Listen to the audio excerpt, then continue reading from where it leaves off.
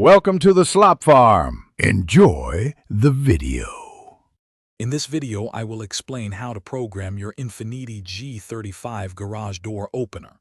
First, let's clear any old settings. Press and hold the two outer home link buttons, usually found on your overhead console. Keep holding them for approximately 20 seconds until the indicator light above them changes from a slow flash to a rapid, quick flash. This confirms all previous codes are now erased and you're ready for a fresh start. Now, let's program a button using your existing garage door remote. Hold your remote about 1 to 3 inches away from the home link buttons. Choose which home link button you want to program. Press and hold both your chosen home link button and the open button on your garage door remote simultaneously. Continue holding until the home link indicator light begins to flash rapidly, then release both buttons.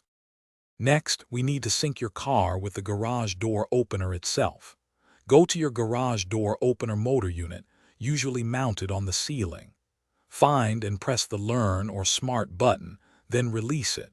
You typically have about 30 seconds to get back to your Infiniti G35.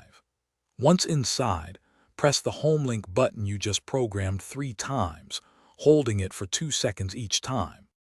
Finally, it's time to test your newly programmed home link button.